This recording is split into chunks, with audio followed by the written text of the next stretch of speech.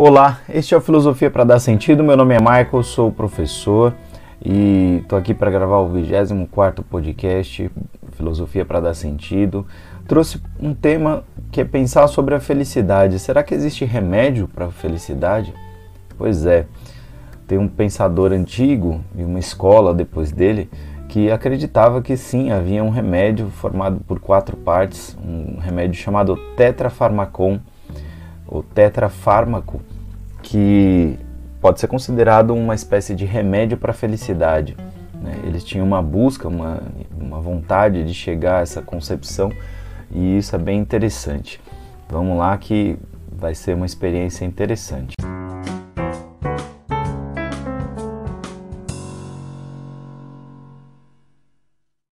Bom, a primeira coisa que eu queria falar é que se trata de um pensador chamado Epicuro, e a escola é o epicurismo. Epicuro nasceu em Samos, foi um filósofo grego do período helenístico, período que começa com um certo declínio da Grécia, enquanto sociedade que se organizava de um determinado modo, com liberdade, com democracia, uma certa democracia, que tinha um valor na região ali, e que foi dominado pelos macedônios, e daí para frente foi passando por vários períodos de dominação.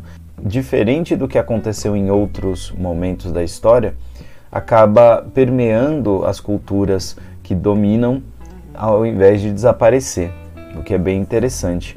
Mas há uma certa resistência filosófica aí de alguns pensadores, e eu já mencionei isso em outro podcast, no que eu falava do estoicismo, que eles buscavam entender a vida feliz, a felicidade, tentavam dar sentido e fazer com que as pessoas conseguissem continuar em suas vidas, porque de fato era muita decepção ver a Grécia dominada.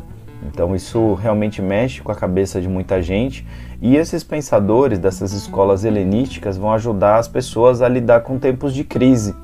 Por isso que eu acho bastante pertinente voltar, olhar para eles, olhar o que eles fizeram, tentar encontrar formas de pensar que ajudem a gente hoje a enfrentar as nossas crises, né? E eu estou estudando o epicurismo e descobrindo muita coisa legal, né? É muito interessante mesmo. É uma escola que acontece por volta do século 3 a.C., né? Epicuro teria nascido em 341 a.C. e morrido em 270 a.C. Ele tem influências do atomismo. Para quem nunca ouviu falar do atomismo, é a teoria de alguns filósofos gregos que acreditavam que a mínima partícula da matéria era o átomo, isso há mais de 2000 anos, muito antes da teoria atômica que a gente conhece. Demócrito é um desses. Ele também é influenciado por Platão, Sócrates, Aristóteles, porque viveu ali próximo, crítico em certa medida das teorias deles, e tinha outras negociações com outros pensadores helenísticos, como é o caso de Pirro, Aristipo, Nausífanes, Diógenes de Sinope. São realmente um momento histórico que tem muita gente interessante, e o Epicuro vivenciou tudo isso. É curioso que o Epicuro tenha ficado com uma fama de ser o filósofo do jardim, porque ele tinha muitos seguidores e gostava de ficar num jardim ao invés de um lugar fechado, né? Ele também é um cara muito direto, muito simples, muito realista, teria escrito muita coisa, mas perdemos muito, e muito por causa do cristianismo, que fazia questão de que suas ideias não fossem propagadas. Inclusive criou um preconceito com relação a essas teorias, chamando de hedonista a sua teoria, sendo que ele é bem diferente do hedonismo. Ele não segue as máximas do hedonismo, apesar de se aproximar delas. Quando ele fala de uma filosofia que evita o sofrimento, que busca o não sofrimento, muita gente interpreta que ele está sendo hedonista, e não é bem verdade.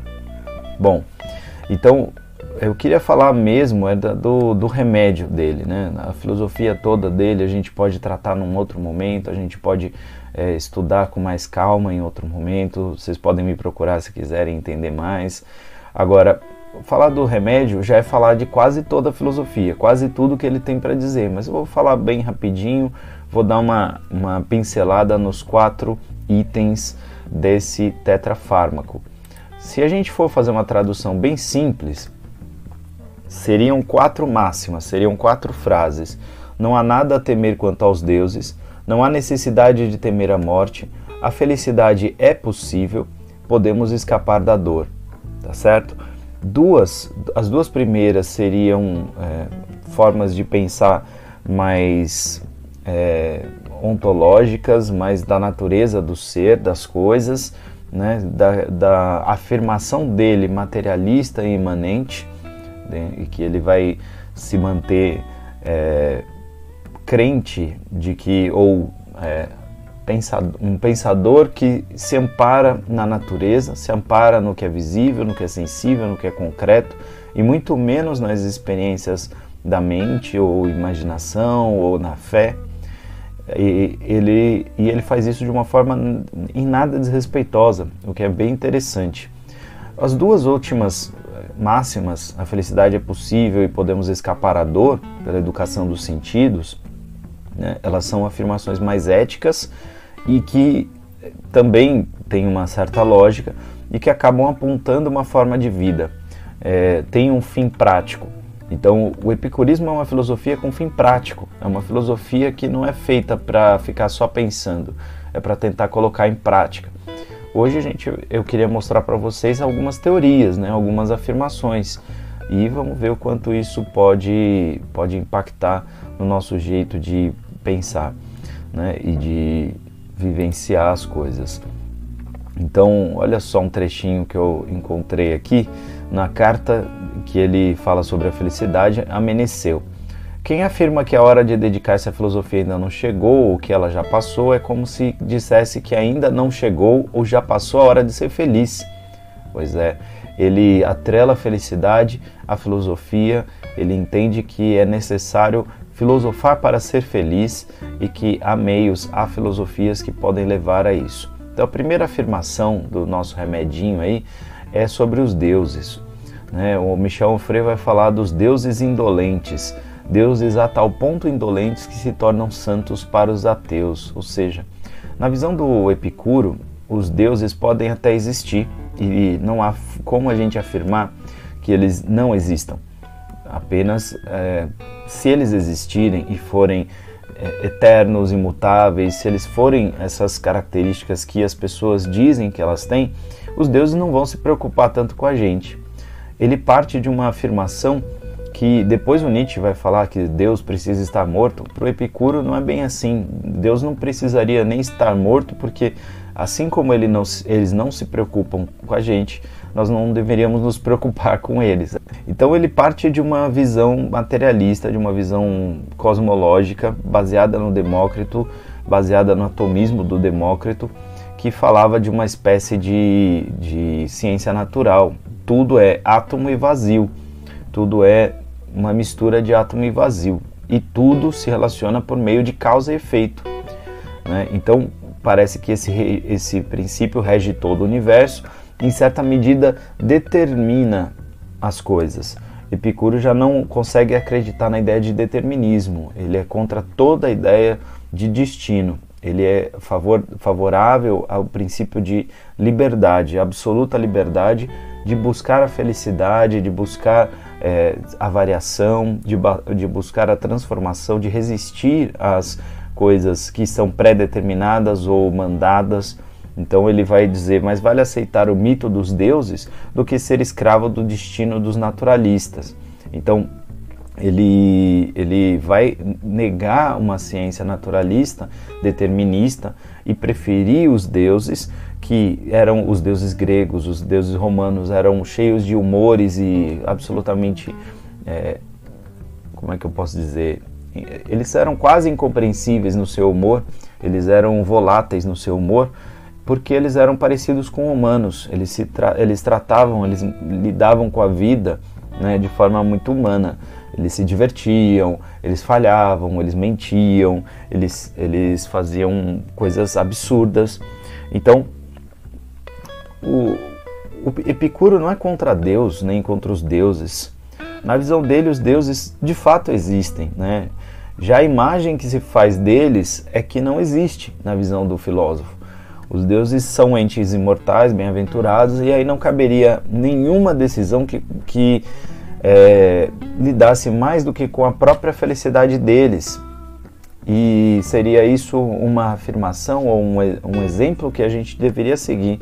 Ao invés de ficar preocupado com a vida dos outros, a gente devia ficar preocupado realmente com a nossa vida. Então, ele não está se posicionando contra os deuses, mas ele está afirmando só que não vale a pena prestar atenção nisso e que a gente deve mais prestar atenção na imanência, no mundo concreto. Imanência significa o mundo concreto, o mundo do aqui e agora, né? Bom, esse seria o primeiro remédio, não temer os deuses, porque se eles não se preocupam com a gente não deveria se preocupar com eles. Se eles não vão se preocupar com a gente, então eles não vão fazer mal nenhum a nós, né? Então não deveríamos ter essa preocupação. Pensando sobre a morte, aí ele vai falar também de uma forma de pensar imanentista, uma forma materialista de pensar. Olha só, ele diz na mesma carta que eu li antes: acostuma-te à ideia de que a morte que a morte para nós não é nada, visto que todo bem e todo mal residem nas sensações e a morte é justamente a privação das sensações.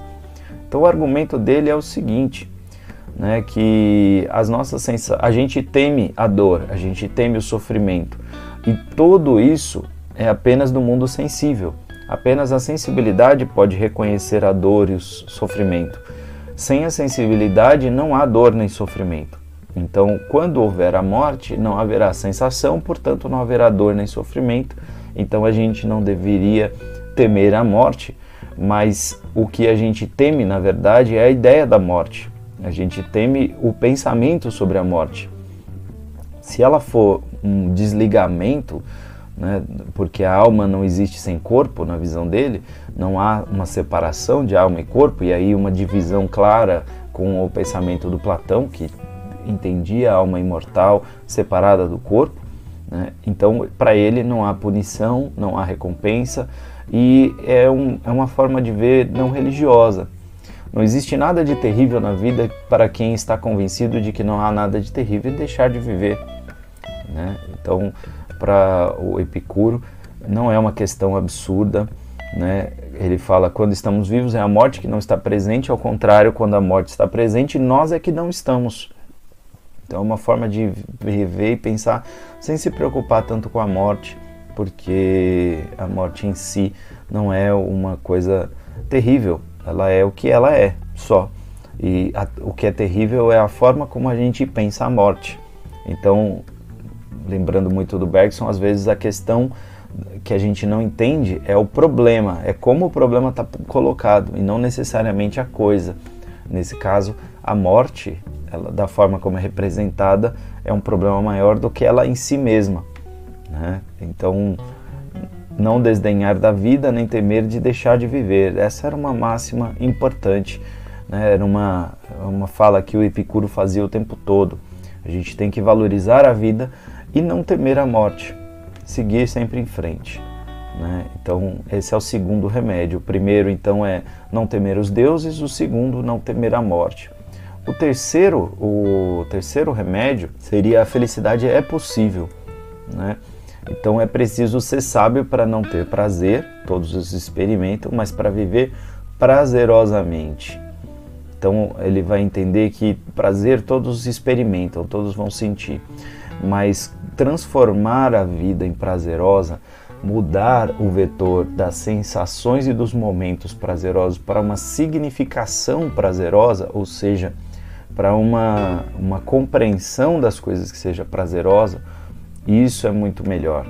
Isso é a vida feliz para ele. Se os gregos daquela época procuravam uma felicidade que é a ataraxia, né, diferente do Platão, Aristóteles e Sócrates, que buscavam uma outra forma, uma outra compreensão de felicidade, ataraxia quer dizer ausência de perturbação, não perturbação, manter o espírito imperturbável.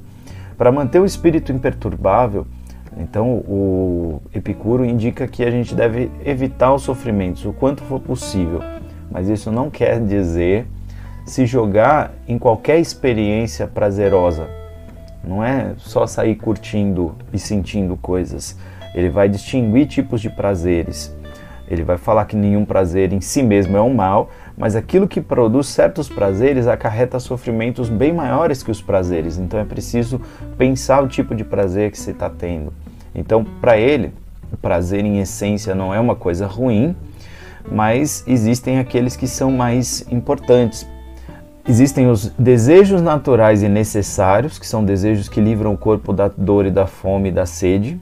Então a gente precisa dar vazão a esses: comer, beber, dormir.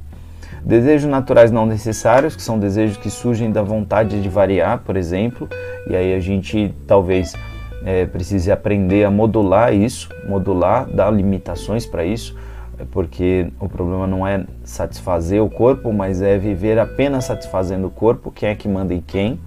Se sou eu que mando no desejo ou se é o desejo que manda em mim?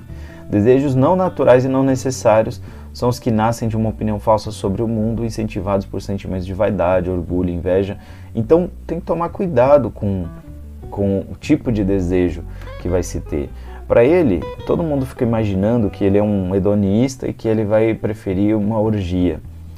Ele vai preferir o prazer de uma boa leitura, o prazer da companhia dos amigos, o prazer de uma alimentação saudável constante, de uma alimentação boa, o prazer de encontrar alguém e conversar sobre um tema interessante, o prazer de cultivar a amizade, o prazer de passar tempo com a sua família e depois não ficar se sentindo ressentido por não ter feito alguma coisa ou dito alguma coisa para os seus parentes, para o seu pai, para a sua mãe, sabe? Porque se é para evitar o sofrimento, então a gente precisa pensar que tipo de coisa poderá trazer sofrimento e ou evitá-la ou preveni-la. Então, construir, se para você, por exemplo, você é uma pessoa que não lida bem com a solidão, precisa de companhia, então para evitar o sofrimento da solidão, você precisa encontrar alguém para ficar junto. Então, observe que não é um fazer qualquer coisa, não é um embebedar-se e usar drogas e coisas do gênero, né, como falam por aí. Acho que nem o Epicuro era uma pessoa dessa forma, era uma pessoa extremamente cuidadosa, regrada, cuidadosa da sua saúde. Ele entende claramente só um corpo saudável pode ser feliz, né? Então isso é bem importante. E a última parte, a gente tem que fugir da dor, né? Do bom uso da dor. A gente precisa aprender a usar bem a dor, né? Quando ele diz então que é suportar a dor, né, ele vai falando que assim, a vida tem dores. Antes de mais nada, vemos uma proposição negativa. Não é possível negá-la, é possível suportá-la, né? A gente precisa pensar nisso, né? Não há pecado original, não há complexo de Édipo, não há mais energias dos astros, não há más energias dos astros, simplesmente o mundo é feito de prazeres e dores. E para viver nele é preciso saber procurar o prazer e evitar a dor. Isso aqui eu peguei o texto de um site que eu gosto muito, Razão Inadequada. Eles são realmente muito bons, vale ver o material que eles produzem, né? Epicuro, então, ele vai dizer que a sabedoria dos 4 remédios vai ser suficiente para evitar a dor ou para diminuir a força da dor sobre nós. Então a dor é como se fosse um desarranjo atômico, um desarranjo da matéria, da natureza, né? As coisas estarem em lugares onde não deveriam estar. Por exemplo, tire a mão do fogo, né? Diz a dor. Não coma mais isso, né? Você vai passar mal. Então a dor ela existe para evitar piores situações. O sábio, então, nesse sentido, ele não evita a dor, mas ele evita ficar sentindo dor por vontade. Ele tenta perceber a dor e utilizar a lição que a dor oferece para ele. Então isso nos remete muito facilmente a Nietzsche, né? O que não mata fortalece, né? Aquilo que não me mata me torna mais forte. E aí negar a dor, ignorar a dor, seria meio que jogar, né, de escanteio, jogar de lado